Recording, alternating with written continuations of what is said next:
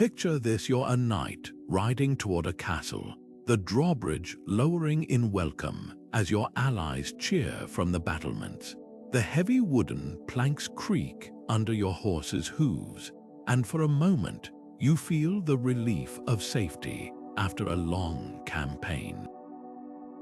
But then, without warning, the bridge jerks beneath you. The gears groan, the chains rattle, and suddenly you're not crossing to safety anymore. You're trapped. This wasn't an accident. This was by design. Welcome to the dark secret of medieval drawbridges, where the real danger wasn't always the enemy outside the walls, but the betrayal waiting within. For centuries, we've imagined drawbridges as straightforward defenses, raised to keep invaders out, lowered to let friends in. But history has a way of twisting even the simplest truths. Some of these bridges were engineered with a far more sinister purpose: to lure trusted allies into a death trap. Think about that for a moment. These weren't just fortifications. They were instruments of deception, built by rulers who knew that sometimes the greatest threats came from those closest to them. Political rivalries, shifting alliances, and the brutal calculus of power turned these architectural marvels into weapons of treachery, and the stories behind them. They're as gripping as any battlefield tale. So why would a lord or king design a bridge to ensnare their own supporters? The answer lies in the shadows of medieval politics, where trust was a luxury few could afford. From sudden coups to whispered conspiracies, the drawbridge became a tool for controlling or eliminating rivals without a single sword drawn. Over the next few minutes, we'll unravel the shocking strategies behind these deadly designs, exploring real castles where this chilling tactic was used. You'll discover how a seemingly innocent mechanism could decide the fate of entire armies, and what these traps reveal about the ruthless minds that built them. By the time we're done, you'll see these iconic structures in a whole new light and understand why, in the Middle Ages, even a friendly gate could be the deadliest place of all. To understand why some drawbridges became instruments of betrayal, we first need to grasp their original purpose in castle defense. At their core, these massive wooden bridges were marvels of medieval engineering, balancing two vital functions: access and security. A well-designed drawbridge could transform a castle's entrance from an open gateway to an impassable gap in seconds. Picture the mechanics: thick ropes or iron chains wound around a rotating drum, powered by winches hidden within the gatehouse. When lowered, the bridge connected the castle to the outside world, allowing supplies, messengers, and allies to pass freely. But with a single command, guards could retract it, leaving attackers stranded in the moat below. This wasn't just about keeping enemies out, though. Drawbridges also gave defenders total control over who entered and when. In times of peace, they facilitated trade and diplomacy. During sieges, they became lifelines, lifted to preserve resources or lowered briefly for surprise sorties. But here's where the design took a darker turn. Some lords realized the same mechanism that could isolate an enemy could also isolate a guest. By tweaking the bridge's operation, adding hidden counterweights, faulty gears, or even trapdoors, they turned a symbol of sanctuary into a snare. Imagine riding across what seemed like stable timber, only for the bridge to shudder and tilt, dumping you into a pit or leaving you stranded mid-air as archers took aim. The genius of these traps lay in their subtlety. To the untrained eye, a treacherous drawbridge looked identical to a reliable one. No odd hinges, no suspicious markings, just ordinary wood and iron. That's what made them so effective. They exploited trust, turning routine crossings into tests of loyalty. And in an era where power shifted overnight, that ambiguity was priceless. A lord might welcome a visiting noble with a smile, all while knowing the bridge beneath their horses could decide their fate before they reached the inner courtyard.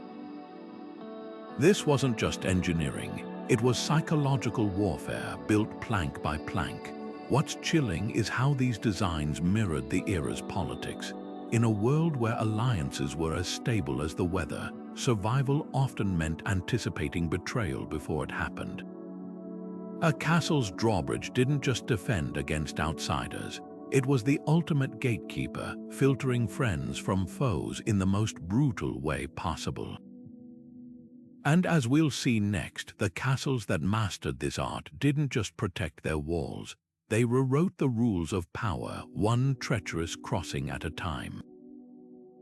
In the cutthroat world of medieval power struggles, loyalty was as fragile as thin ice on a winter moat. A lord might feast with his closest advisors one evening, only to wake the next morning to the clatter of swords as those same men stormed his chambers. This constant shadow of betrayal shaped everything about castle life, from where nobles slept to how they dined. Some rulers went so far as to taste every dish twice before eating, fearing poison in their own halls. But the most ingenious and chilling precautions were built into the very architecture. Take King Richard II of England, who learned the hard way that blood ties meant nothing when a throne was at stake. After imprisoning his own cousin Henry Bolingbroke, Richard likely thought the matter settled. But Henry's supporters secretly undermined the king until the imprisoned noble returned with an army at his back. Richard's trusted allies melted away like snow in spring, and within months he found himself starved to death in Pontefract Castle's dungeon. Stories like these weren't exceptions, they were the brutal norms of medieval rule. This atmosphere of perpetual suspicion birthed some of history's most cunning defensive innovations. Beyond the obvious murder holes and barred doors, castle architects devised subtler traps.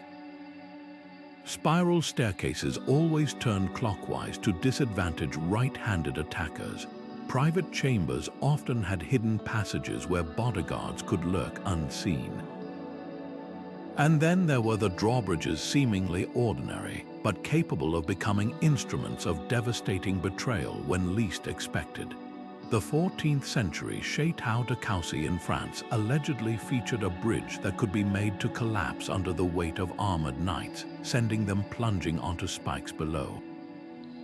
What's fascinating is how these designs reflected a grim understanding of human nature. Medieval rulers knew that today's ally could be tomorrow's usurper.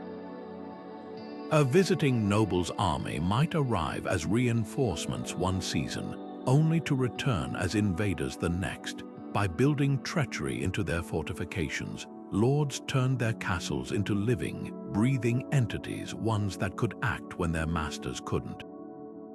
The drawbridge wasn't just wood and iron, it was a silent sentry programmed to distrust even those who claimed friendship.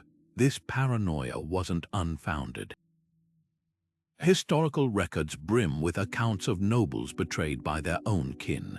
In 12th century Germany, Duke Henry the Lion was overthrown by his childhood friend, Emperor Frederick Barbarossa. In Byzantium, Emperor Andronikos I famously executed dozens of aristocrats who'd helped him seize power, fearing they'd do the same to him. In such a world, the line between guest and hostage blurred dangerously. A drawbridge that could transform from welcoming platform to deadly trap wasn't just strategic, it was survival. The psychological impact of these designs can't be overstated. Every creak of the bridge's chains, every slight vibration underfoot became a potential death sentence. Visitors to suspicious lords must have crossed with bated breath, knowing the ground beneath them could literally give way at any moment.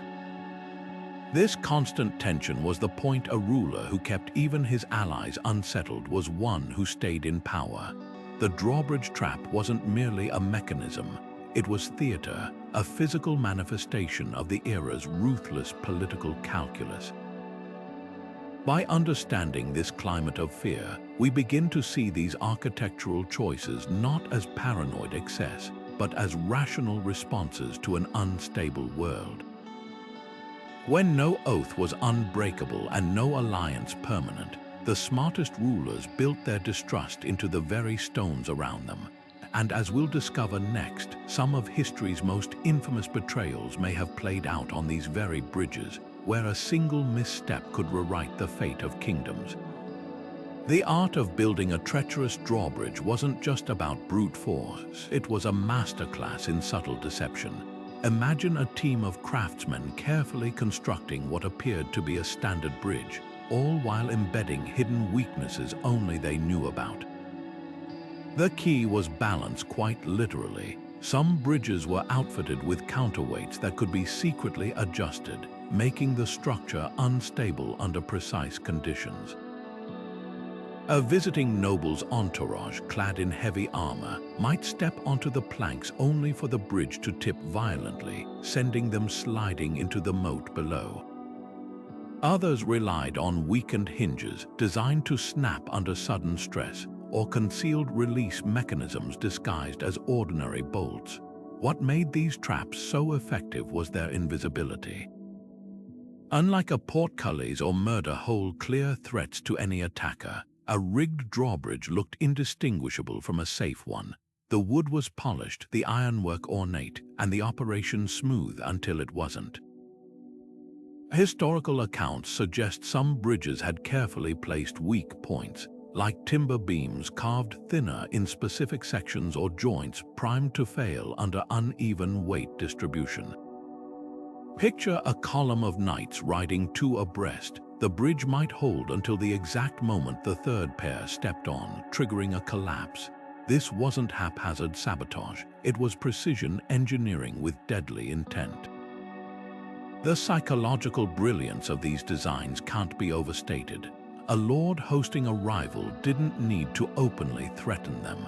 The mere possibility of a rigged bridge cast a shadow over every interaction.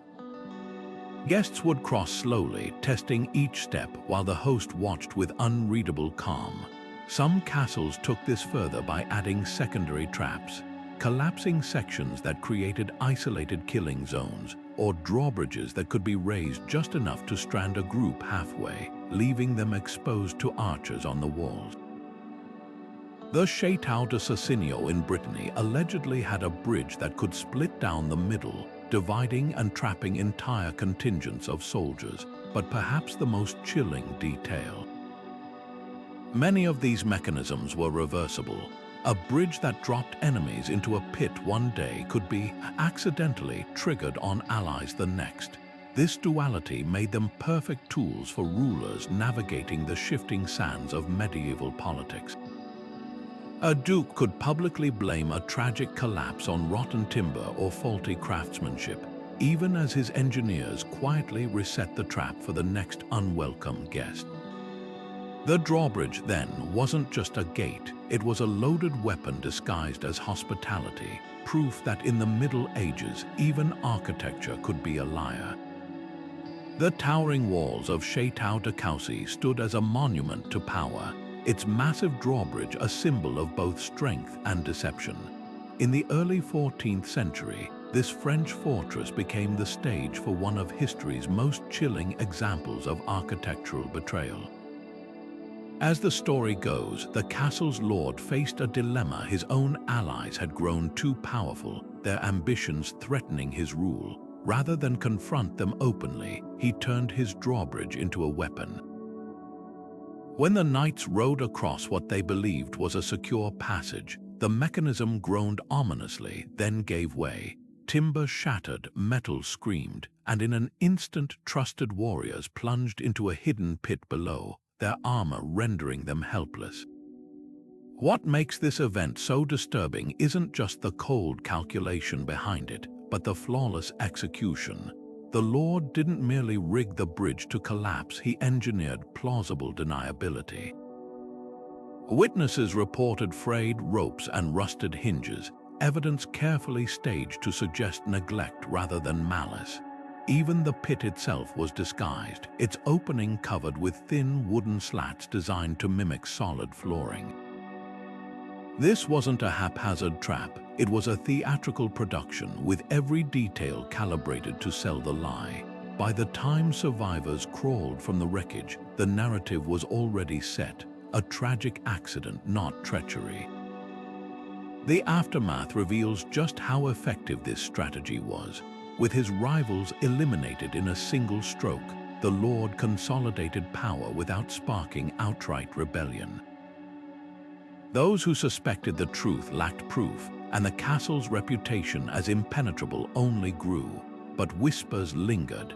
Chroniclers of the era noted the eerie precision of the collapse, how it targeted only certain riders, sparing the Lord's loyalists. Over time, the story morphed into a dark legend, a warning to anyone who placed blind faith in gates and banners. Chetau de Causy's Drawbridge trap also exposes a broader truth about medieval warfare. Battles weren't always won on open fields. Sometimes victory came through shadows and suggestion. A ruler who could manipulate perception, who could turn a bridge into a judge, an executioner held power beyond the reach of swords. The pit beneath Causy's bridge didn't just swallow knights. It devoured the very idea of trust, leaving behind a lesson etched in splintered wood and broken oaths. In the Game of Thrones, even the ground beneath your feet could be part of the gamble. The true power of a treacherous drawbridge lay not in the splintering of wood or the clatter of falling armor, but in the silence that followed. Imagine being a medieval noble summoned to a rival's castle. You'd heard the stories, bridges that dropped loyal knights into darkness, gates that sealed shut behind unsuspecting guests. As your horse's hooves echoed across the planks, every groan of the timber would set your nerves on edge. Was that creak just aging oak or the sound of hidden gears priming to betray you? This was psychological warfare at its most refined, where the idea of danger became more potent than any blade. Rulers understood that fear, once planted, grew wilder than any rumor. A castle known for its unpredictable drawbridge didn't just defend against attacks, it paralyzed potential plotters before they could conspire. Chronicles from the 100 Years' War describe barons who openly questioned their allies' invitations, demanding guarantees of safe passage. Some went so far as to send servants ahead to test the bridges, while others insisted on alternative entrances, their paranoia laid bare.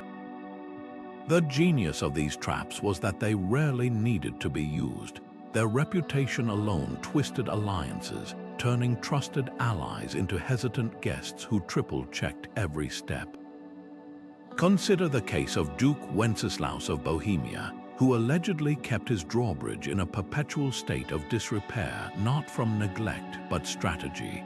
By letting the bridge sway ominously even in calm weather, he cultivated an aura of unpredictability.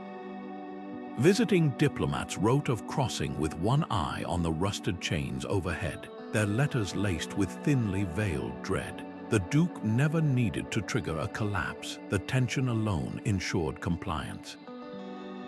This manipulation extended beyond individuals to entire armies.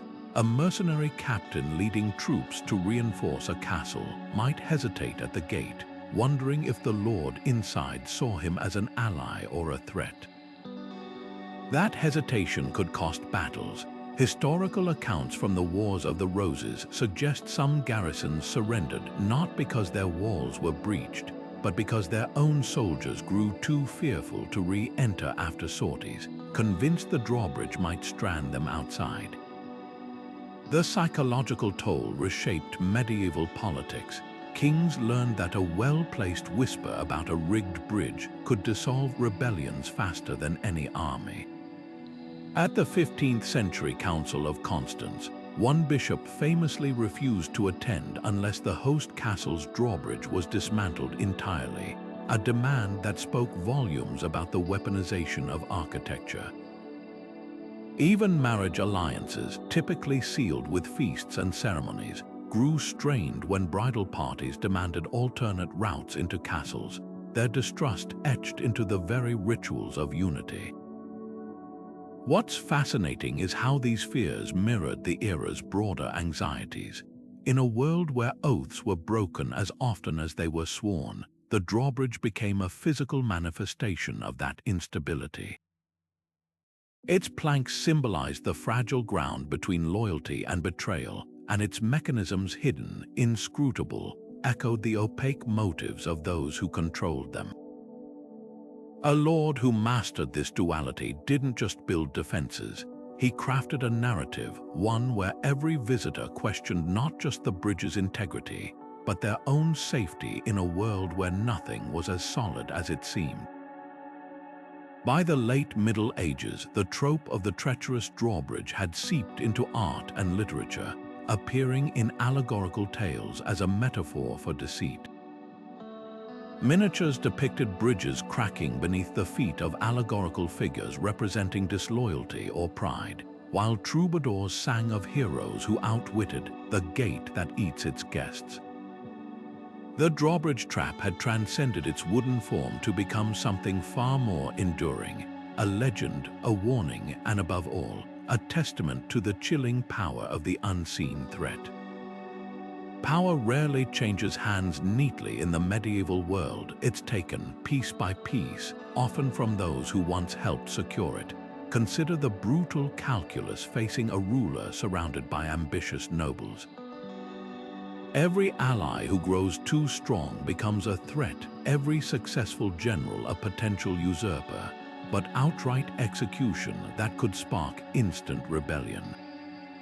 A public trial too messy, too divisive. The true art of political survival lay in eliminating rivals while keeping one's hands seemingly clean. Enter the drawbridge trapper, a weapon that didn't just kill, but explained the killing. Take the infamous case of Duke Vladislaus of Bohemia in the 15th century. His own brother-in-law, a celebrated war hero, had begun rallying disgruntled nobles to his side. Openly moving against him would have split the duchy in two, but when the brother-in-law's retinue collapsed into the castle moat during a routine visit, the tragedy was blamed on rotted timbers, a misfortune, not a murder.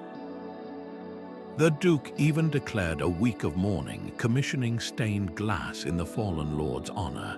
The message to other would-be challengers was clear: cross me, and the very ground will swallow you. This wasn't isolated cruelty, it was cold strategy. Medieval chronicles reveal a pattern: ambitious vassals who accidentally drowned in moats, rival claimants who vanished after bridge malfunctions. Even foreign diplomats whose entourages suffered suspiciously selective collapses. The beauty of these traps was their ambiguity. Unlike a dagger in the dark, a failing drawbridge could be attributed to poor maintenance, bad weather, or divine judgment. A lord could weep over the bodies while his engineers quietly reset the mechanism for the next unfortunate incident. The psychological ripple effect was profound. When a powerful nobleman perished in such a manner, his followers faced an impossible choice: blame their liege and risk the same fate, or accept the official story and live in constant unease. Some factions dissolved overnight, their members too terrified to plot. Others became paranoid shadows of themselves, refusing to enter any castle without hostages left outside. The drawbridge didn't just eliminate individuals, it fractured entire networks of resistance without a single pitched battle. What's chilling is how these tactics mirrored the era's legal loopholes. Many feudal codes held lords accountable for murders unless the death could be framed as an act of God or negligence. A well-timed bridge collapse exploited that distinction perfectly. Records from the Kingdom of Navarre even show one clever baron who generously compensated the families of victims, further cementing his innocence while bankrupting their heirs. The trap wasn't in the wood or chains, it was in the system itself. By the late Middle Ages, the trope grew so prevalent that it shaped realpolitik. Princes demanded written guarantees of bridge safety before visits. Treaties began specifying which castles required independent inspections. The mere rumor of a rigged drawbridge could derail alliances, as seen when Burgundy's envoys refused to enter the French royal palace in 1483, citing structural concerns. The weapon had transcended its physical form. Now, the idea of treachery was enough to bend diplomacy. Yet perhaps the most telling detail lies in the architecture that followed. As distrust festered, some nobles built entirely new castle entrances, narrow, fortified staircases bypassing drawbridges altogether. Others commissioned bridges with transparent mechanisms, their inner workings exposed to prove no trickery lay within. The age of the treacherous drawbridge didn't just change how rulers killed, it changed how castles were conceived, turning every plank and pulley into a silent witness to the era's deepest fear, that loyalty itself was a fiction waiting to collapse. The craftsmanship behind these deadly bridges was nothing short of masterful deception. Imagine a team of builders carefully hollowing out the center of an oak beam, leaving just enough outer wood intact to pass casual inspection. To the untrained eye, it looked solid, but add the weight of a fully armored knight, and the beam would splinter like dry kindling. Other bridges used chains deliberately weakened by alternating rust and polish, creating sections that appeared well maintained while hiding fatal flaws. The true genius lay in the details: a hinge pin slightly undersized, a counterweight secretly filled with porous stone instead of solid metal, or wooden pegs replaced with brittle substitutes that would snap under precise pressure. Some of the most insidious designs employed psychological misdirection. A bridge might feature obviously sturdy new planks near the entrance, drawing attention away from the subtly thin timbers midway across. Others used decorative ironwork to conceal load-bearing weaknesses, like ornamental bolts that were actually hollow or rivets placed just off-center to create uneven stress points. Historical records from the Burgundian court even mention a bridge where the left side could support a charging warhorse, while the right would collapse under the weight of a single squire. This wasn't random sabotage, it was calculated asymmetry, designed to exploit how people naturally distribute weight when crossing. What's remarkable is how these traps evolved alongside defensive architecture. As castle sieges grew more sophisticated, so did the methods of betrayal. 15th century French engineers developed drawbridges with segmented decks, individual sections that could collapse independently, allowing a lord to trap specific riders while letting others pass safely. Venetian archives describe a bridge near Padua that used counterweights filled with water. When a hidden plug was removed, the slow leak would cause the bridge to drop at a precisely calculated moment. These weren't blunt instruments, they were precision tools calibrated to turn the laws of physics against their victims. Perhaps the most chilling aspect was how these mechanisms blended into everyday castle life. A treacherous drawbridge might function perfectly for years, lulling generations of visitors into complacency.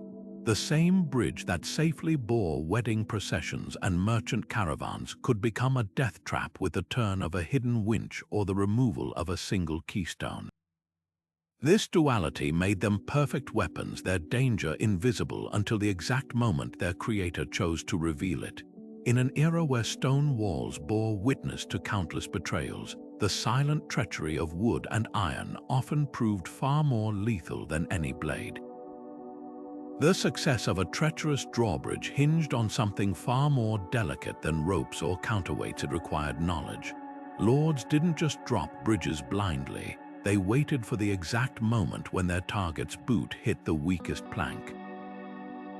That precision didn't come from luck. It came from spies, shadowy figures moving through enemy camps, whispering secrets into the right ears. Medieval warfare might conjure images of clashing swords, but the real battles were often won by those who mastered the art of silence and subterfuge.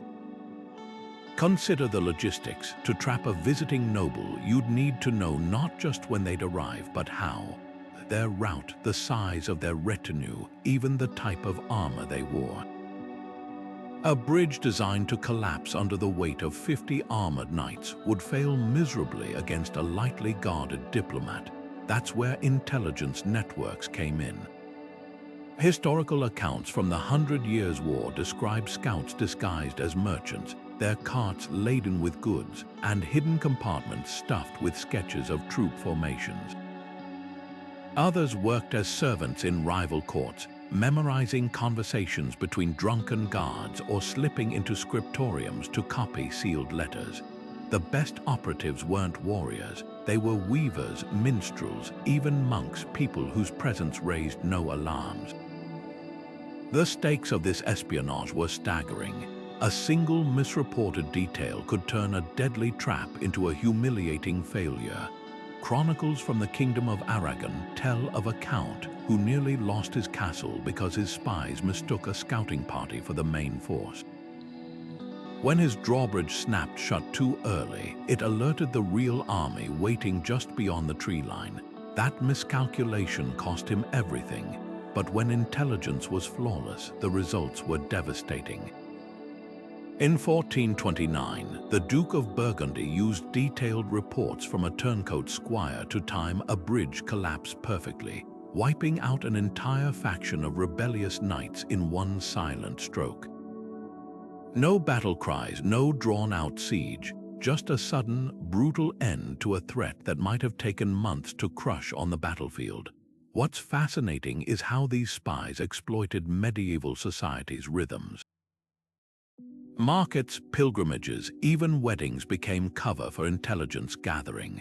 A troubadour singing in a rival lord's hall wasn't just entertainment, he was memorizing the layout of the castle, noting which corridors led to the armory, which staircases were guarded. A traveling physician might examine a noble's ailment while discreetly assessing the strength of his garrison. The most effective spies were those who blended seamlessly into the fabric of daily life, their true purpose hidden behind layers of plausible roles. This reliance on intelligence reshaped medieval warfare in subtle ways. Castles began incorporating blind spots, areas where visitors could be observed without their knowledge, like courtyards with hidden arrow slits or guest chambers with disguised listening holes. Lords paid handsomely for messengers who could detect tampered seals on letters, aware that a single intercepted order could doom a drawbridge trap. The paranoia even influenced architecture. Some castles added secondary gates specifically to funnel suspected spies into interrogation areas far from the main bridge mechanisms. Yet for all their cunning, these networks had a fatal weakness: they depended on human loyalty. The same spies who sold one lord's secrets could just as easily betray another. Records from the Teutonic Knights reveal a double agent who played both sides for years, feeding false information that led to multiple botched bridge traps before finally vanishing with a chest of gold. This volatility made espionage a double-edged sword. A ruler might spend years cultivating sources, only to discover too late that his most trusted informant had been working for the enemy all along. The legacy of these shadow wars endures in language itself. The modern term mole for a deep cover agent traces back to medieval metaphors about burrowing unseen, much like the spies who tunneled through layers of trust to plant their secrets.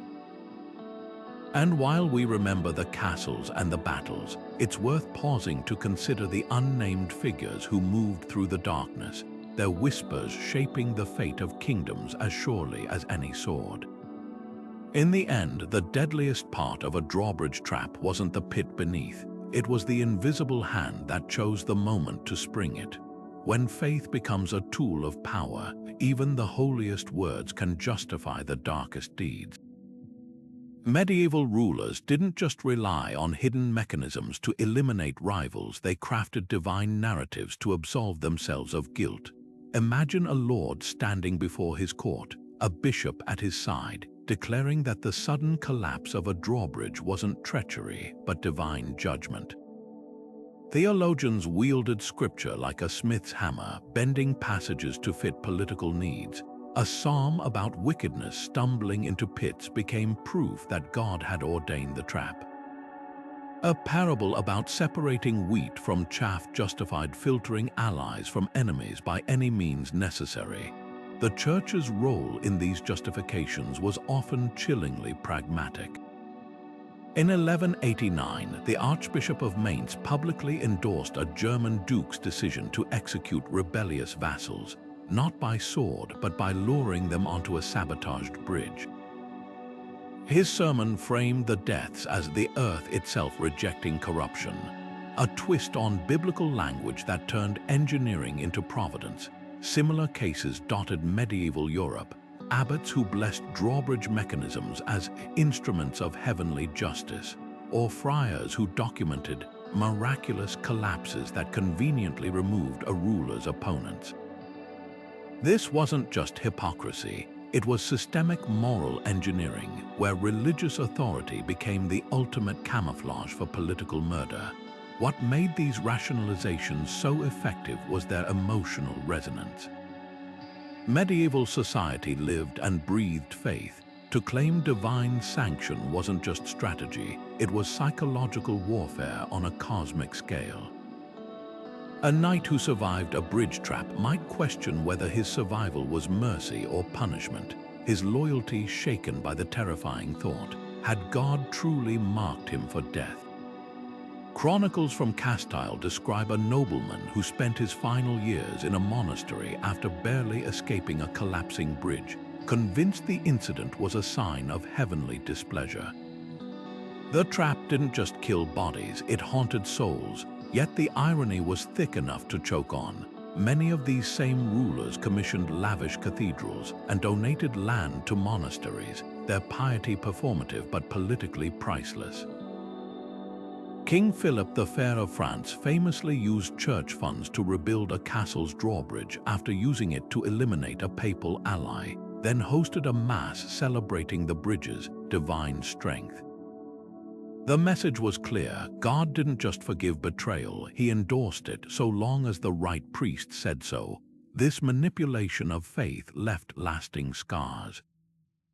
When the Bishop of Winchester justified the drowning of rebellious peasants in 1431 by citing the Old Testament's drowned armies, it sparked theological debates that echoed for decades. Was a drawbridge trap judgment or murder? Could a mechanism be holy? The questions themselves revealed the terrifying flexibility of medieval belief, where the line between divine will and human ambition blurred beyond recognition. In the end, the most potent traps weren't made of wood or iron, but of fear and dogma, engineered to make even the victims doubt their own innocence. Few events expose the brutal calculus of medieval power like the massacre at the castle of Montecchio, a betrayal so shocking, even battle-hardened chroniclers struggled to describe it without trembling quills. In 1384, the castle's lord invited his rivals, the Conti family, to celebrate what was promised as a wedding alliance.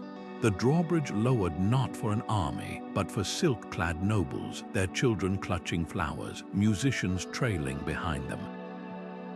The scene dripped with pageantry, garlands strung along the gatehouse, barrels of wine rolled out in welcome. But as the last Conti stepped onto the bridge, the timbers erupted upward like a beast snapping its jaws. Crossbowmen materialized on the walls. The moat, moments ago a shimmering reflection of summer sky, became a grave for 30 unarmed souls.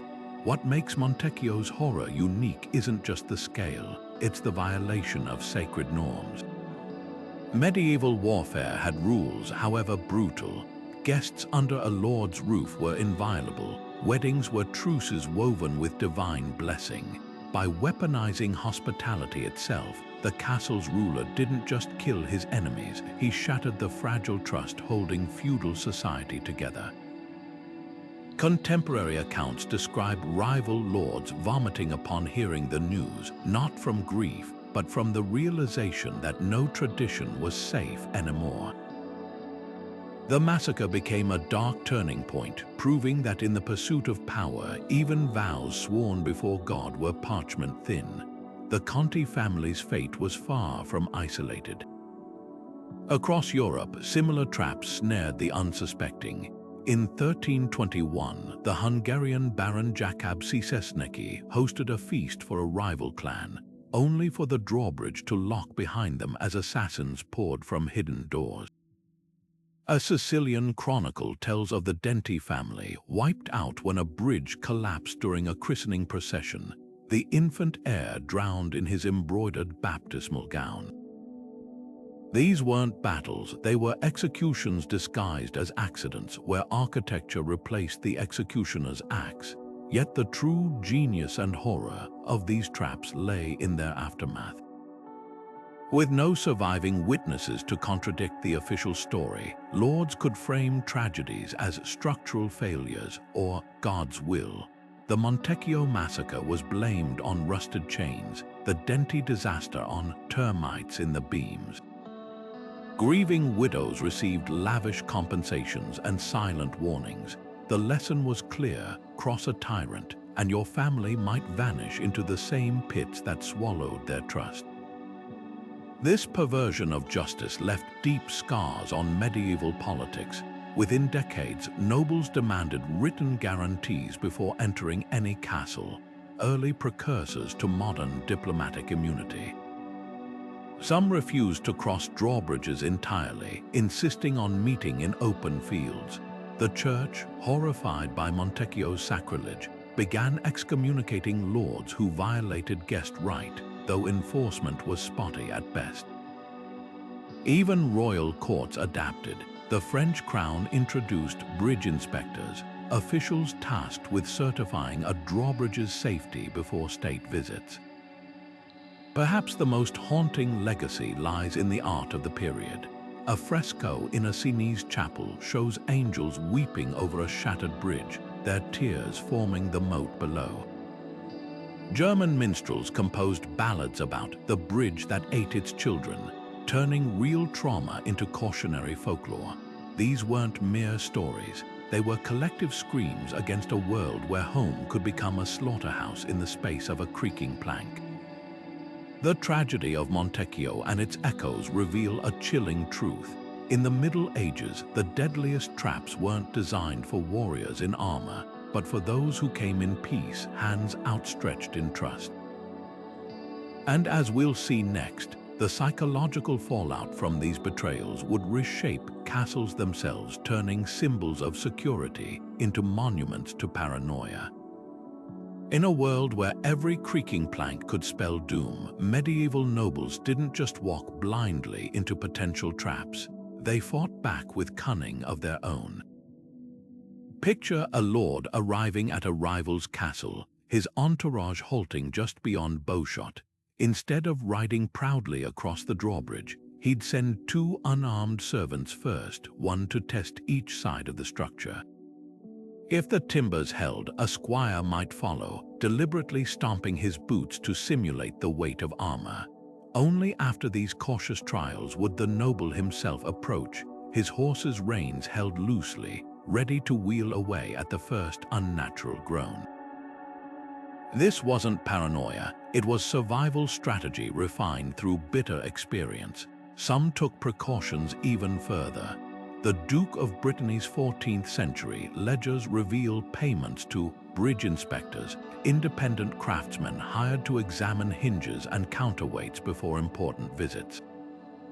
These experts knew what to look for: fresh sawdust near load-bearing beams, a sign of recent tampering, uneven wear on chains suggesting rigged stress points, or strangely placed iron plates that might conceal release mechanisms.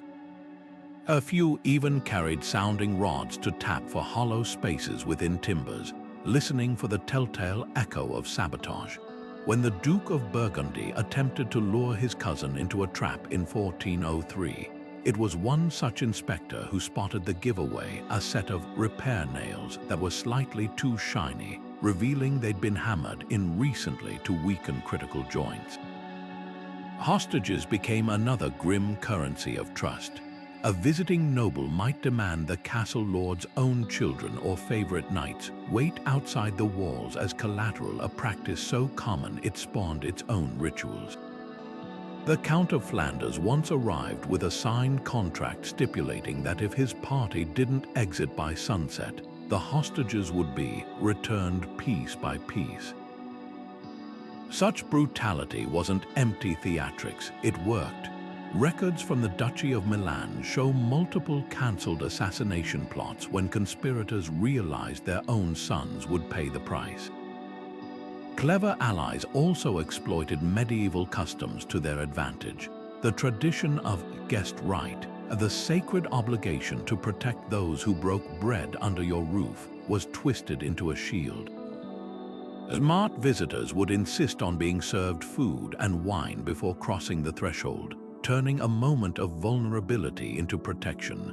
Once hospitality was formally accepted, harming a guest became not just treason but sacrilege.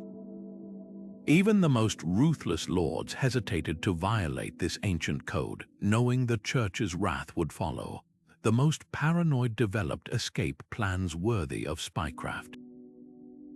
Venetian ambassadors carried collapsible grappling hooks to scale moats if bridges rose unexpectedly. German knights wore reinforced boots with hidden spikes to grip collapsing timbers.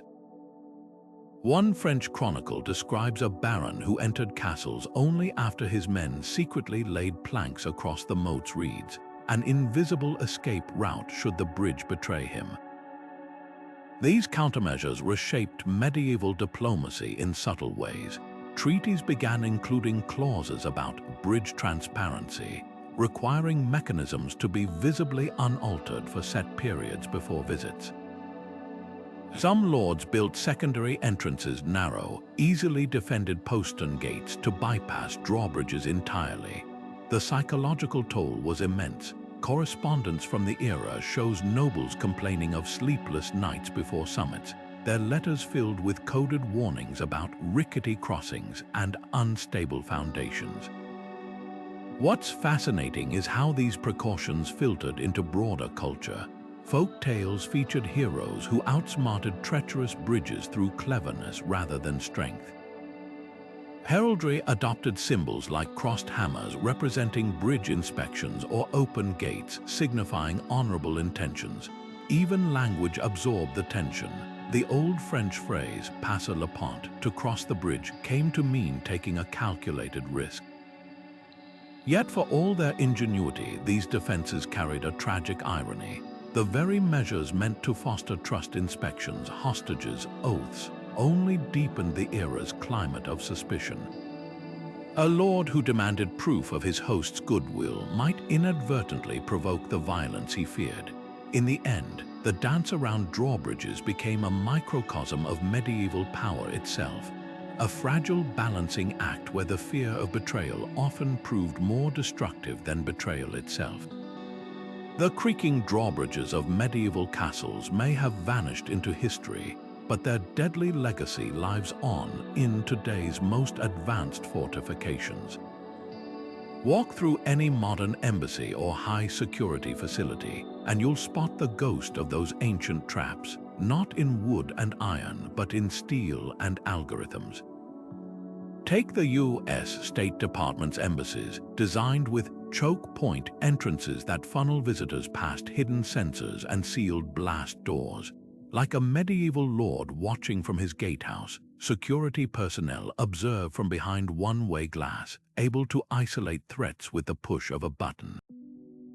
The principle hasn't changed: control access, then choose who gets trapped. Even the architecture of deception remains strikingly similar. Medieval castles used false floors and collapsible bridges. Modern banks employ man-trap vestibules, small chambers where doors lock sequentially, leaving intruders stuck between two impenetrable barriers. Some government buildings feature stairwells that suddenly dead-end into walls, or elevators programmed to descend to secure holding areas if unauthorized access is detected. These aren't just defenses, they're psychological plays, designed to unsettle as much as immobilize.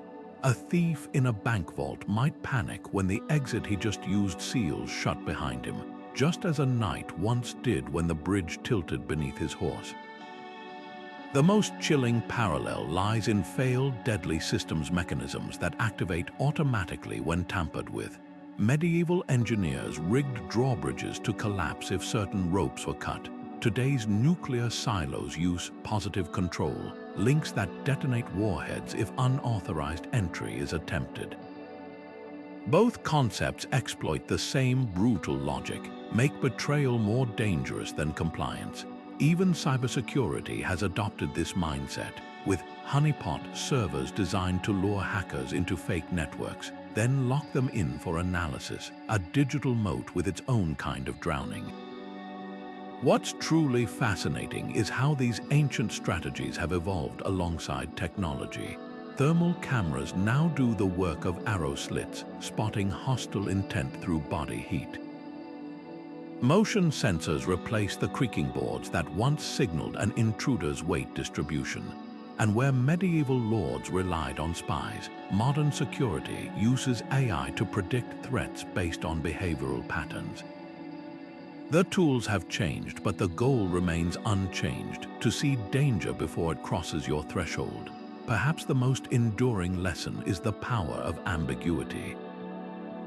Just as a rigged drawbridge kept visitors guessing, modern security thrives on uncertainty. Are those ceiling panels just decor, or do they conceal gas canisters? Is that guard station a checkpoint or a kill zone?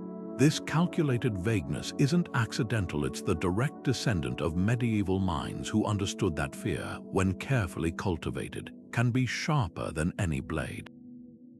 So next time you pass through an airport's labyrinthine security, or notice how a government building's doors lock in sequence, remember, you're walking through the latest chapter in a very old story.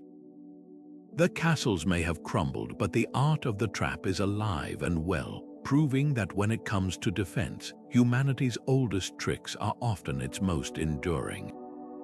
The chilling stories of drawbridge traps have echoed through centuries, but how many were truly deliberate? The uncomfortable truth is that most collapses probably stemmed from neglect rather than malice.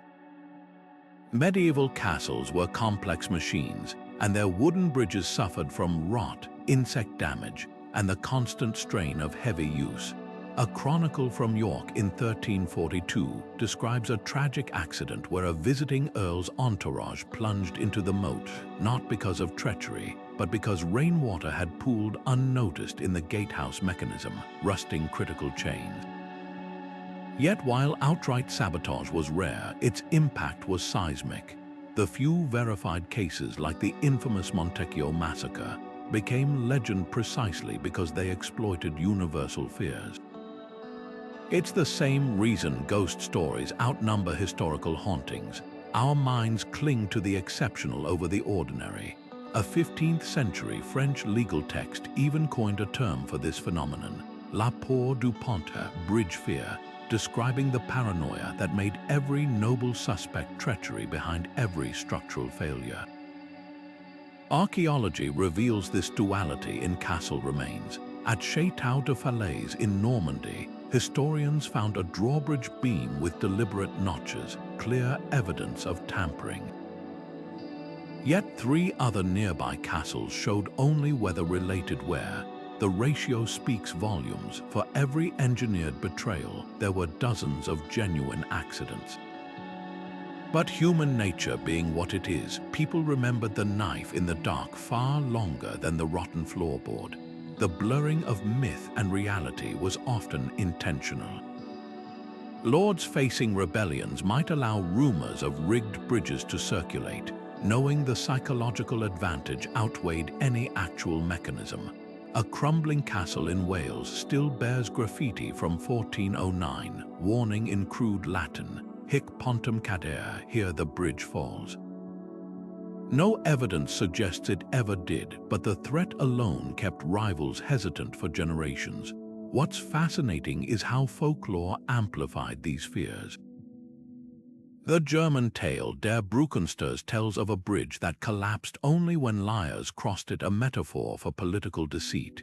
Venetian diplomats wrote of Eastern European castles where guards allegedly tested visitors by making the bridge tremble slightly, watching who panicked. Whether these stories were true mattered less than their effect. They turned architecture into theater where perception was deadlier than any hidden blade. Modern historians face a puzzle when separating fact from legend. Court records might describe a sudden bridge failure during a feud, but was it sabotage or poor upkeep? The answer often lies in the aftermath. Accidental collapses typically prompted repairs and compensation, like the English baron who rebuilt a bridge at his own expense after it killed a merchant's son. Deliberate traps, those were followed by land seizures, silenced witnesses, and conveniently missing builders. In the end, the rarity of true drawbridge traps made them even more potent. Like a single poisoned cup in a banquet hall, their power came from the possibility, not the prevalence. And in a world where trust was the rarest currency of all, sometimes the threat of betrayal was more useful than the act itself. Beneath the crumbling stones of Castle Kriebstein, archaeologists made a discovery that sent chills down their spines: a deep, square pit directly beneath where the drawbridge would have rested, its walls lined with jagged iron spikes. This wasn't some forgotten cellar or well. The pit's placement was too precise, its construction too deliberate. When researchers mapped the castle's old entry path, the truth became undeniable. Anyone crossing that bridge at the wrong moment would have plummeted straight onto those rusted barbs. And Kriebstein isn't alone. Similar pits have been unearthed at castles across Germany and Bohemia, each positioned where the bridge's weakest point would be under strain. These weren't accidents, they were kill zones hidden in plain sight. Forensic engineers studying these mechanisms have uncovered even more disturbing details. At Château de Pierrefonds in France, an analysis of the gatehouse winches revealed file marks on the gears, tiny, deliberate grooves that would cause the bridge to jerk unpredictably under heavy weight. Other sites show evidence of sweet spots, where specific planks were subtly weakened to collapse under the exact pressure of a horse's stride. The craftsmanship is almost admirable in its cruelty. These traps weren't crude pitfalls, they were precision instruments calibrated to strike with the efficiency of a guillotine. Yet the debate among historians rages on. Some argue that pits like Kriebstein's could have served as defensive moat cleaners or even medieval garbage disposals, but the counter-evidence is hard to ignore. At Berg Eltz, excavators found human bones mixed with the spikes remains that showed no signs of battlefield trauma, just the clean, terrible punctures of a fall onto iron. And then there's the testimony of period craftsmen. A 15th century carpenter's ledger from Nuremberg lists payments for special timbers cut thinner at the center, with a note specifying they were for the Lord's Bridge project. Coincidence maybe, but when you find the same modified beams in multiple castles, the pattern starts to look less like negligence and more like policy. The most compelling clues come from the shadows, literally. Archaeologists using 3D scanning at Castle Frankenstein, yes, that Frankenstein detected strange shadows in the gatehouse masonry. Further digging revealed slots for hidden counterweights, suggesting the drawbridge could be made to tilt suddenly to one side. Imagine riding across what felt like solid oak, only for the world to lurch beneath you, sending you sliding into a prepared abyss. The genius and horror of these designs is that they left room for deniability. A lord could claim the bridge collapsed due to age or poor maintenance, even as his engineers reset the trap for the next unwelcome guest. What's haunting is how these discoveries rewrite our understanding of medieval warfare. Battles weren't always won on open fields with banners flying. Sometimes victory came in a darkened gatehouse where a single whispered order could turn architecture into an executioner. The ruins don't lie, they just wait, holding their secrets until someone thinks to dig a little deeper. And as long as those stones stand, the ghosts of treachery will linger in every creaking hinge and splintered beam. The quill of medieval chroniclers often danced between fact and accusation when recording bridge collapses, their ink laced with implications sharper than any dagger. Jean Froissart, the famed 14th century chronicler, described one such unfortunate accident at Château de Campigny with telling detail. The bridge gave way precisely as the Duke of Burgundy's rivals crossed, while his own retinue miraculously stood upon solid planks. His account drips with unspoken judgment, noting how the castle's carpenters had been seen whispering with the Duke's steward days prior, a detail that transforms dry history into a narrative of calculated treachery.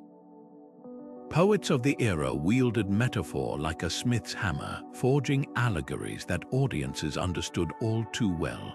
The Romance of the Rose, a wildly popular French poem, features a crumbling bridge guarded by hypocrisy, its stones fair to the eye but rotten at the core.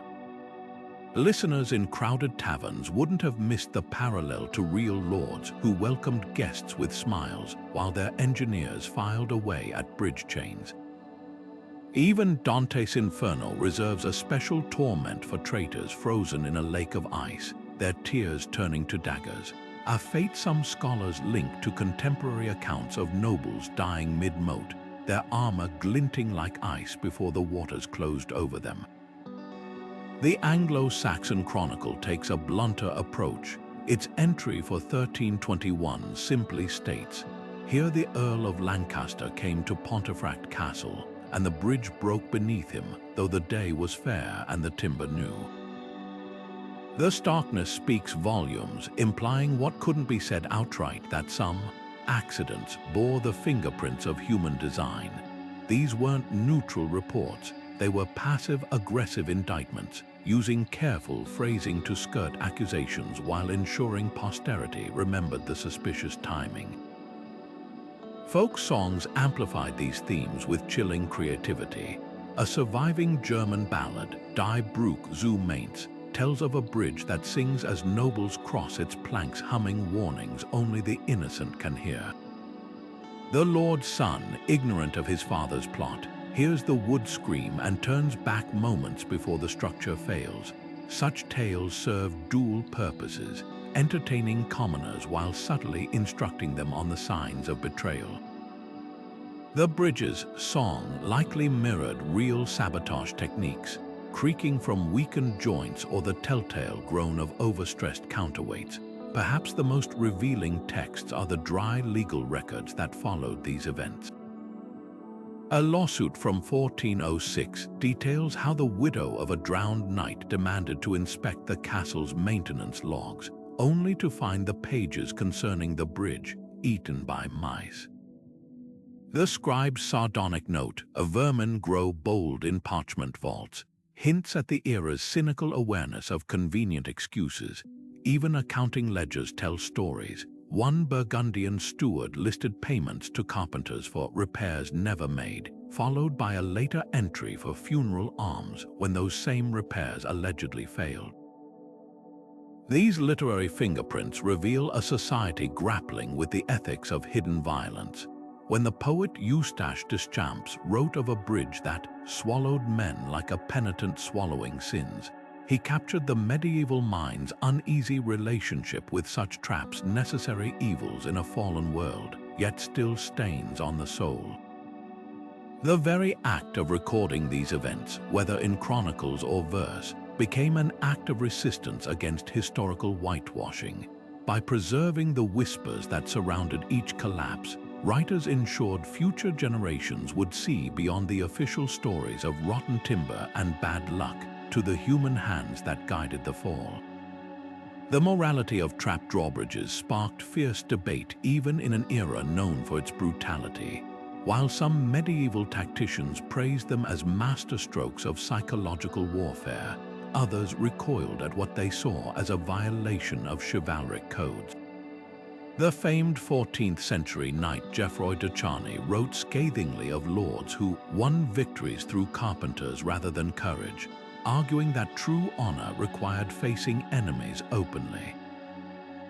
His contemporary, the mercenary Captain John Hawkwood, took the opposite view. His personal motto was "Victory has no conscience," and he reportedly paid castle engineers triple wages to devise ever more ingenious traps.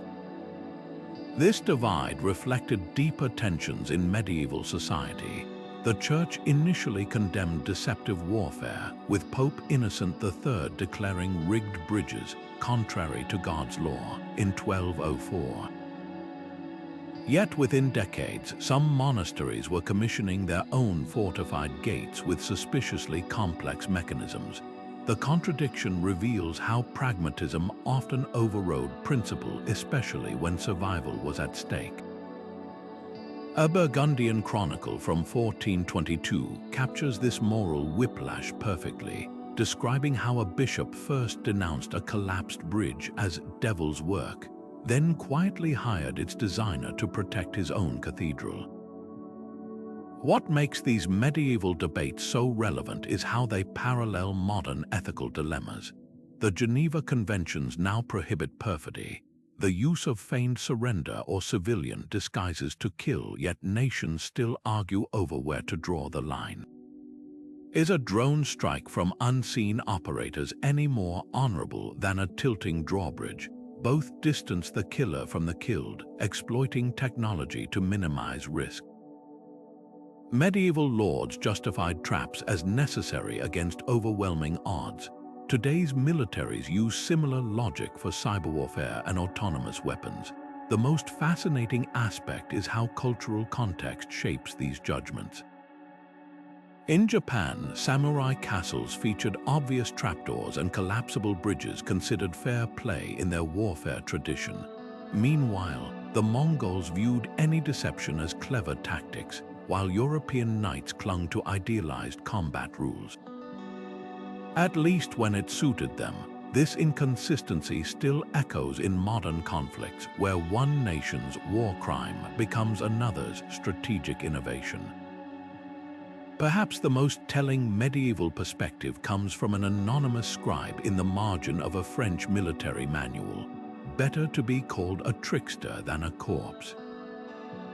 His ink-stained fingerprints still linger on that page, a quiet testament to the timeless tension between survival and honor. In the end, the Drawbridge debate wasn't really about wood and iron. It was about how far we'll bend our morals when the stakes are life and death, a question as unsettled today as it was 8 centuries ago. If drawbridges were the smiling assassins of medieval castles, murder holes were their silent partners in crime. These ominous openings in gatehouse ceilings might look like simple architectural quirks to the untrained eye, until you realize they were positioned precisely where invading forces would cluster beneath them. Picture a column of armored knights forcing their way through a castle's outer gate, only to have boiling oil or crushing rocks rain down from above. Unlike drawbridges, which relied on subtlety, murder holes were brutally transparent in their intent. Yet both shared the same core philosophy, turning the castle itself into an active participant in defense, where even the ceiling could kill. False doors took deception to another level entirely. At the castle of Chinon in France, archaeologists uncovered a guest entrance that led not to the Great Hall, but to a dead-end corridor lined with arrow slits. The craftsmanship was flawless carved stone moldings, decorative hinges, even faux torch sconces, all designed to lure invaders into a slaughterhouse. Similar traps have been found from Scotland to the Holy Land, proving how universal this trickery became. What's chilling is how these doors exploited basic human psychology. When faced with a beautifully carved portal, who would suspect it open to nowhere? It was architecture as psychological warfare, preying on assumptions of hospitality. Then there were the staircase's spiral nightmares engineered for maximum disadvantage. Nearly all medieval castle staircases twisted clockwise, forcing right-handed attackers, the vast majority, to swing their swords against the central pillar while defenders above had open space to strike. But some castles added an extra layer of treachery. At Conwy Castle in Wales, certain steps were subtly uneven, their risers varying by just enough to trip an unfamiliar climber mid-charge. Others, like those at Chateau Gaillard, featured missing blocks that created sudden gaps underfoot, perfect for sending an armored man tumbling backward onto his comrades. These weren't design flaws, they were calculated hazards as deliberate as a sniper's bullet. The real genius of these features lay in their synergy. A drawbridge might strand invaders in the killing zone between gates, murder holes would thin their ranks from above, and a false doorway could funnel survivors into a collapsing staircase. Each element worked in concert, creating a lethal domino effect. Records from the Siege of Krakow in 1487 describe how Hungarian attackers found themselves caught in exactly this nightmare. First, the bridge jerked beneath them, then arrows shot from murder holes pinned them in place, and finally, a seemingly open door led them straight into a pit. The castle didn't just defend itself, it performed a gruesome ballet of destruction. What's fascinating is how these designs evolved alongside siege tactics. As invaders learned to expect murder holes, castles added pouring channels, hidden gutters that could douse entire corridors in flaming pitch without exposing defenders. When attackers grew wise to false doors, builders created entire decoy wings with fake treasure rooms to prolong the deception. This arms race between architects and besiegers gave birth to ever more insidious innovations, like the whispering galleries, found in some Italian castles, curved walls that amplified the sound of approaching footsteps, letting defenders know exactly when to spring their traps. Yet perhaps the most unsettling parallel lies in how these features mirrored the era's social hierarchies. Just as nobles used drawbridges to filter allies from enemies, murder holes enforced vertical control, literally looking down on threats from above. False doors replicated the duplicity of court politics, where a smiling face might hide deadly intentions. Even the staircases, with their biased design, reflected a world where advantage was systematically baked into the system. Every stone whispered the same lesson. In the Middle Ages, survival wasn't just about strength or courage, it was about knowing how the architecture was rigged against you. By viewing these elements together, we see medieval castles not as inert fortresses, but as predatory organisms. Their walls didn't just stand firm, they struck back. Their gates didn't just open and close, they judged, they tested, they betrayed. And in doing so, they laid bare a fundamental truth of the age. When power hangs in the balance, even a doorstep can become a weapon. When we picture medieval treachery, the image that often comes to mind is a grizzled lord stroking his beard in some torchlit chamber. But history reveals a far more complex truth, one where noble women weren't just pawns in these deadly games, but master players themselves.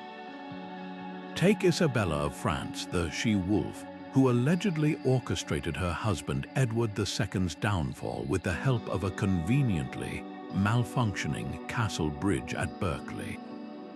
While chroniclers debated whether the bridge collapse that trapped Edward's loyalists was truly her doing, the whispers persisted, revealing how deeply society feared a woman's hand in such schemes. What made noblewomen particularly effective in wielding drawbridges as weapons was their unique social positioning. While men openly led armies, women often controlled the domestic spaces, the castles themselves. A queen or duchess supervising routine maintenance could discreetly order carpenters to weaken specific beams without arousing suspicion. The Countess of Pembroke was said to have hosted lavish feasts while her engineers tweaked counterweights, ensuring the bridge would fail only when certain guests departed. This subtlety gave women plausible deniability that male conspirators lacked. Where a lord's involvement might spark immediate retaliation, a noblewoman's role could be dismissed as rumor. The gendered double standard of the era made these traps even more potent. When men used drawbridges treacherously, it was condemned as ruthless but expected. When women did the same, chroniclers framed it as unnatural, amplifying its psychological impact. The 14th century Annals Gandenses describes how a Flemish baroness allegedly trapped her husband's killers by inviting them to inspect the new bridge improvements. An act so shocking, the scribe compared it to Eve's apple made manifest in oak and iron. This moral outrage, however, often masked political fear. A society that believed women should be passive found their strategic brilliance doubly terrifying. Yet some women turned these stereotypes to their advantage. Elena of Aquitaine was rumored to have commissioned a drawbridge at Chinon Castle that could be collapsed remotely, a feat male engineers dismissed as impossible until it allegedly stranded a rebellious vassal's troops mid-crossing. By exploiting the medieval world's underestimation of female intellect, these noblewomen weaponized disbelief itself. Their greatest camouflage wasn't hidden gears or false planks, but the assumption that they wouldn't dare. The legacy of these women complicates our view of medieval power dynamics. While their methods were brutal, their ingenuity in navigating a male-dominated world commands a grim respect. In the end, the drawbridge, a symbol of controlled access, became the perfect metaphor for their struggle, a tool that could exclude or entrap depending on who held the winch. And as the stones of these castles remind us, history's most effective traps were often set by hands the world refused to see coming. Constructing a drawbridge that could betray as easily as defend required more than just cunning, it demanded deep coffers. The average medieval drawbridge cost roughly equivalent to a small village's annual harvest, but adding treachery to the design could triple that price. Skilled craftsmen capable of building hidden weaknesses without leaving obvious traces commanded premium wages, often paid in silver rather than coin to ensure silence. A lord might spend the equivalent of 30 warhorses just on the specialized ironwork hinges engineered to fail at precise moments, counterweights filled with concealed compartments of shifting sand to destabilize the bridge unpredictably. These weren't just construction projects, they were blacksmithing sleight of hand, where every perfectly crafted flaw had to appear accidental. The logistics of secrecy added even greater expenses. Unlike standard bridges built by large teams, treacherous mechanisms required small, trusted work crews housed under armed guard until completion. The accounts of Berg Elt's castle list payments for night masons who worked exclusively by torchlight, their wages doubled for the inconvenience. Some lords imported foreign engineers who couldn't speak the local language, reducing the risk of loose tongues. At Chateau de Sassinio, records show payments to a Venetian carpenter's family held in comfortable keeping during construction, a polite term for hostages ensuring the master's discretion. This financial barrier created a vicious cycle of power consolidation. Only the wealthiest lords could afford such mechanisms, allowing them to eliminate rivals without costly wars. After the Duke of Anjou trapped and drowned 3 competing barons in 1422, he confiscated their lands, recovering his construction costs tenfold. Meanwhile, poorer nobles had to rely on traditional defenses, leaving them vulnerable both to external attacks and internal betrayals they couldn't reciprocate. The account books of King Edward IV reveal a telling pattern. Castles with notorious bridge incidents consistently showed higher annual revenues, their lords leveraging fear to extract heavier taxes from surrounding villages. The true cost extended beyond gold, however. Maintaining these traps required constant vigilance. Moisture could warp carefully weakened timbers, rust might prematurely compromise strategic weak points. The Earl of Warwick employed a full-time bridge tender whose sole duty was preserving the structure's deceptive integrity, oiling hinges just enough to prevent squeaks, but not enough to strengthen them, periodically replacing rotted outer planks while leaving the sabotaged inner beams untouched. This perpetual upkeep drained resources that could have fortified walls or fed soldiers, proving that the price of paranoia wasn't just paid once at construction, but in endless installments of suspicion. Interestingly, the economics of Betrayal even influenced regional development. Areas with frequent bridge incidents saw declines in trade as merchants avoided routes passing too many notorious castles. Tax records from Burgundy show market towns near Château-de-Caussy suffering population drops after its infamous 1405 collapse, suggesting that while treacherous bridges secured a lord's power, they could strangle the local economy. The wealthiest rulers solved this by maintaining dual gates, an ostentatiously safe entrance for commerce, and a shadowy secondary bridge reserved for political guests. The message was clear: cross me, and you'll take the cheaper route. Perhaps the most revealing cost analysis comes from the rare cases where lords dismantled their own traps. When the Duke of Berry ordered his infamous Trembling Bridge removed in 1481, the expense shocked contemporaries not just for the physical labor, but for the required bribes to craftsmen who knew too much. The act of undoing treachery proved almost as expensive as building it, a final irony in an era where power wasn't just taken, but purchased plank by treacherous plank. When a drawbridge trap was exposed, the consequences could be as brutal as the betrayal itself. Medieval legal codes treated such deceptions not as clever strategy, but as a violation of sacred feudal bonds, a crime against the very fabric of society. Take the infamous case of Lord Alberic of Metz in 1362, who rigged his bridge to collapse under a visiting bishop's retinue.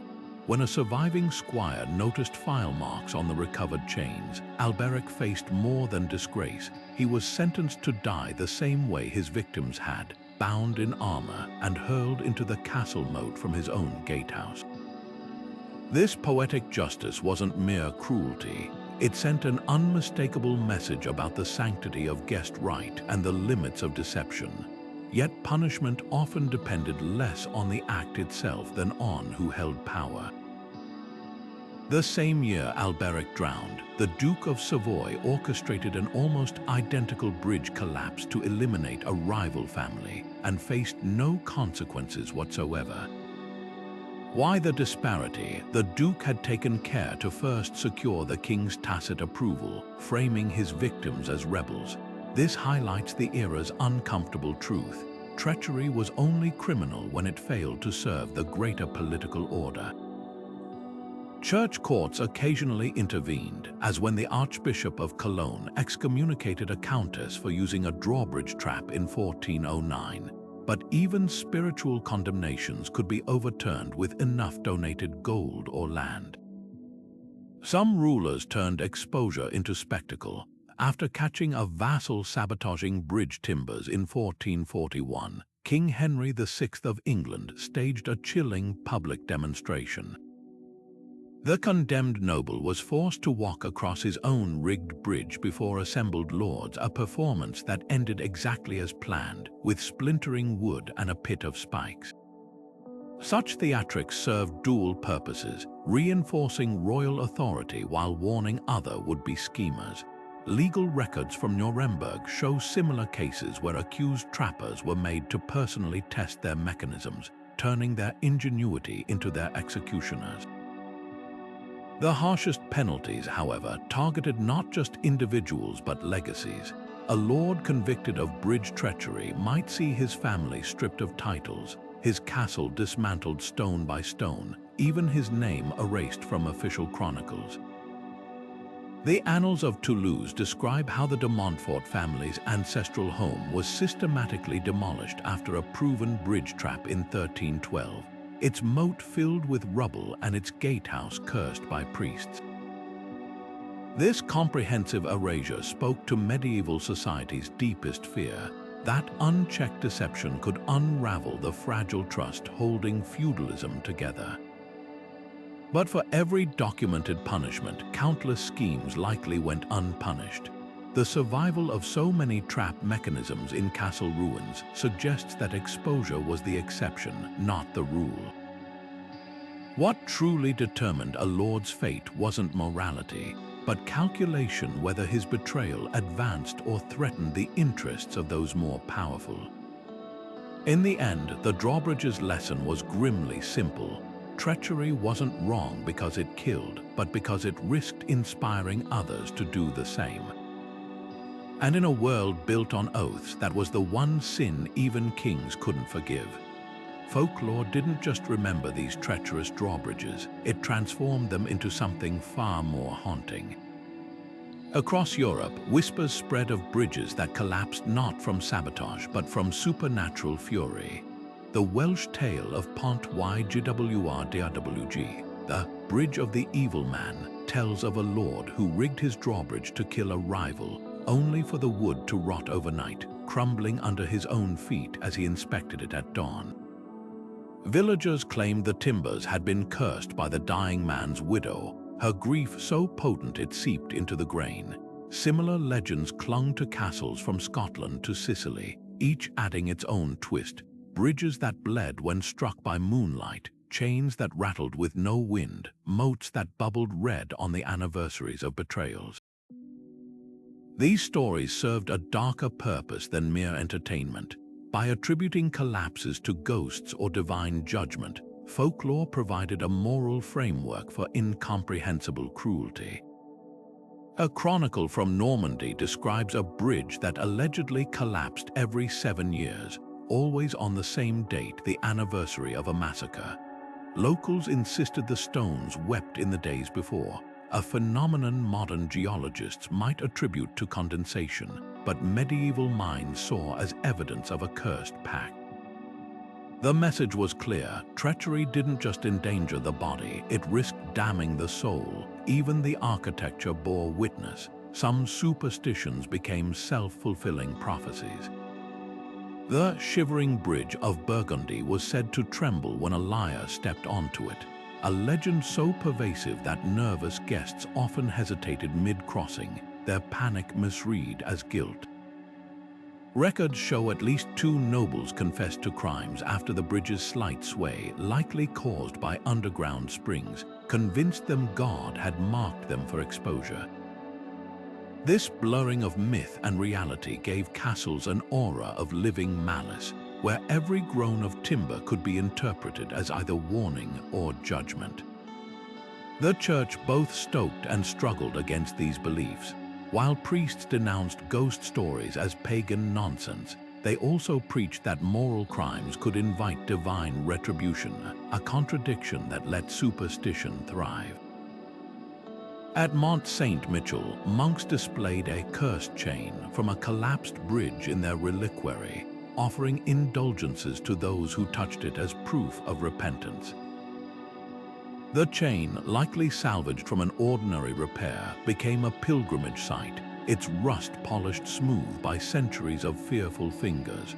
What's fascinating is how these tales outlasted the castles themselves. Long after Château de Coucy's ruins became a quarry, locals avoided its remaining bridge fragments, insisting they carried a rotten luck that could blight crops or sour milk. German farmers ploughing near Berg Eltz still turn up spike fragments from the infamous pit now called Teufelsdornen, Devil's Thorns, and leave them at crossroads to ward off evil. The Drawbridges' physical traps may have decayed, but their psychological legacy endures, woven into the landscape like invisible tripwires between history and nightmare. Perhaps the most telling detail comes from an English folk charm recorded in 1623, instructing travelers to whisper, "I am no Judas," before crossing any old bridge. This wasn't just caution, it was a ritual acknowledgement of the past's persistent shadow. The medieval world may have faded, but its deepest fears still echo in our bones. That trust is fragile, that power corrupts, and that some betrayals stain the very ground they happened on. The stones remember, even when we pretend to forget. Military manuals of the medieval period read like cookbooks for chaos, their pages filled with recipes for destruction. Among these, the 15th century Belleforte stands out not for what it says about drawbridge traps, but for what it carefully doesn't. In one cryptic passage, the author Conrad Kaiser describes how to render a bridge unserviceable using tools of the carpenter's art, a phrase that could mean anything from removing a single keystone to rigging the entire structure to collapse. The vagueness is deliberate. These weren't textbooks for apprentices. They were guarded knowledge written in code to shield secrets from falling into the wrong hands. Other manuals hint at the same shadowy expertise. The Martial de Boucicault's treatise on warfare advises commanders to know the weak points of all gates as a physician knows the veins of a man, a metaphor that takes on grim meaning when paired with archaeological finds. At Château de Tarascon, historians discovered a beam notched with precise cuts matching diagrams in a recently uncovered Venetian manual, proof that these abstract instructions were being implemented with chilling precision. The manual's description of the sickness of timber turns out to be a euphemism for strategically induced rot, achieved by injecting vinegar into carefully drilled holes to weaken load-bearing beams over time. What's fascinating is how these texts balance practical engineering with psychological warfare.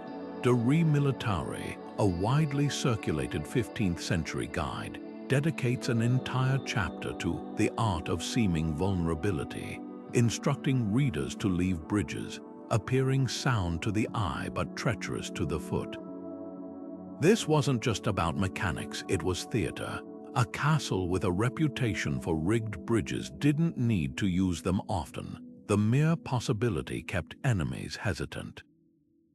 The manuals even advise staging accidental collapses during peacetime to cultivate this fear, suggesting lords drop unused carts or livestock into moats to simulate the fate awaiting attackers. The true mastery of these texts lies in their omissions. Unlike modern technical guides, they rarely provide step-by-step instructions. Instead, they offer principles: how moisture affects different woods, the stress points of common hinge designs, the acoustic properties of various metals. Reading between the lines, it's clear they expected engineers to extrapolate, to understand that teaching someone how a bridge could fail was tantamount to teaching them how to make it fail. A surviving notebook from a German engineer working in 1487 shows this process in action, with marginal sketches of a Drawbridge's winch system annotated with calculations for load tolerance before fracture. Yet for all their cunning, these manuals also reveal the era's ethical fault lines. Some copies of Belleforte's contain later scribbles condemning certain techniques as unchivalrous, while others boast of improvements. A particularly telling annotation in a Prague archive copy reads, "Tested at Vyšehrad Castle works too well." This tension between innovation and honor underscores a fundamental truth. The drawbridge trap wasn't just a weapon, but a mirror reflecting medieval society's uneasy relationship with deception. The manuals may have clothed their secrets in euphemism, but the stains on their pages, whether ink, wax, or something darker, tell a story no cipher could fully conceal. The thunder of cannon fire didn't just shatter castle walls, it obliterated an entire era of warfare, and with it, the art of the treacherous drawbridge. By the 16th century, gunpowder had rewritten the rules of combat, rendering high stone walls more vulnerable than ever. Why waste months starving out a garrison when a well-placed artillery barrage could reduce their fortress to rubble in days? The shift from sieges to open field battles left no room for subtle traps. The new warfare prized speed and firepower over patient deception. Castles, once impregnable symbols of power, became expensive liabilities, their moats and drawbridges little more than picturesque relics. Yet the death knell for these traps wasn't just technological, it was social. The rise of centralized nation-states under monarchs like Henry VIII of England and Louis XIV of France meant power no longer hinged on a lord's ability to betray his neighbors. Standing armies loyal to crowns replaced feudal levies, and diplomacy became as important as battlefield tactics. A duke who rigged his bridge to collapse on arrival might find himself facing not just local retaliation, but the wrath of an entire kingdom. The political cost of treachery had skyrocketed, and the risks far outweighed the fleeting advantages. Interestingly, some of the last documented uses of drawbridge traps came not from warlords but pirates. The fortress of Isle de Ré off the French coast became infamous in the early 17th century when privateers allegedly modified its bridge to ensnare pursuing naval ships. As vessels chased them into the harbor, the pirates would trigger a collapse, dropping tons of stone and chain into the narrow channel to block escape. It was a fitting swan song for these mechanisms, no longer tools of noble intrigue, but weapons of last resort for outlaws with nothing left to lose. The legacy of these traps, however, refused to fade entirely. Military engineers adapting to gunpowder warfare carried forward the same principles of psychological manipulation. Vauban, the famed 17th century French strategist, designed fortresses with killing zones and false gates that echoed medieval drawbridge traps in spirit, if not in form. Even Napoleon's campaigns employed deceptive earthworks to funnel enemies into prearranged slaughter areas, a direct descendant of the old castle gate's deadly choreography. What truly endures, though, is the mindset these bridges embodied. Modern special forces still study medieval treachery as a masterclass in asymmetric warfare. The CIA's infamous exploding cigar plots against Fidel Castro in the 1960s owed more to the ethos of a sabotaged drawbridge than to 20th century spycraft. And in cybersecurity, the concept of honeypot traps, servers designed to lure and entangle hackers, operates on the same principle: deception as defense. The drawbridges themselves may have crumbled, but their lesson remains etched in the DNA of conflict. Whether in boardrooms or battlefields, power still belongs to those who understand that sometimes the most effective barriers aren't the ones you see, but the ones you don't. Today's castle visitors don't just walk across drawbridges, they experience them with heart-pounding immediacy. At Warwick Castle in England, actors reenact a notorious 14th century betrayal, complete with a bridge that jerks alarmingly beneath tourists' feet before safely resetting. The effect is visceral. Gasps turn to nervous laughter as the guide explains how the original drop would have sent victims plummeting onto spikes. Its theme park thrills meets living history, where the adrenaline rush makes the past feel unnervingly present. These demonstrations aren't just spectacle, they're meticulously researched. Château de Sassinio in Brittany partnered with forensic engineers to recreate its infamous splitting bridge using modern safety mechanisms. Laser scans of the original timbers revealed the exact stress points medieval carpenters exploited, allowing historians to replicate the trap's operation down to the second. Visitors watch as the bridge divides along its center seam, isolating attackers in a kill zone just as it would have 6 centuries ago. The genius lies in the details, the creak of specially treated wood, the slight delay before the collapse, even the way the light shifts as the gap opens. Every element is calibrated to make history feel terrifyingly real without risking actual harm. The educational impact is profound. At Carcassonne's medieval festival, children participate in a role play where they must identify sabotaged bridge components hidden among authentic replicas. It's a hands-on lesson in critical thinking. Would you notice that suspiciously smooth cut on the hinge pin? Does that beam sound hollow when tapped? These interactive exhibits flip the script, turning visitors from potential victims into detectives uncovering historical treachery firsthand. Some sites take immersion further. Berg Eltz in Germany offers overnight traitors' banquets where guests dine in the shadow of the castle's infamous Drawbridge pit. Between courses, actors playing scheming nobles drop hints about the evening's unexpected finale, blending dinner theater with psychological tension worthy of the Middle Ages. The real brilliance: no one triggers the bridge. The fear comes from not knowing if they will. It's a masterclass in how medieval lords wielded uncertainty as a weapon. Yet these attractions walk a delicate line. The team at Malbork Castle in Poland faced criticism for initially sanitizing their Drawbridge demonstration, omitting the moat's role in drowning victims. After consultations with historians, they revised the show to include the grim reality, projecting archival accounts of actual collapses onto the walls as the bridge shudders. The result is neither glorification nor trivialization, but raw historical reckoning. The trend has even inspired modern engineering.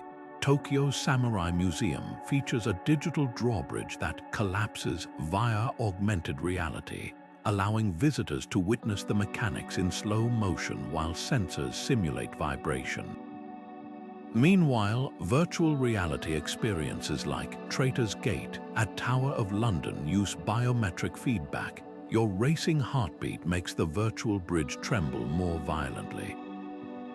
These innovations prove the past isn't static. It evolves with our tools for understanding it.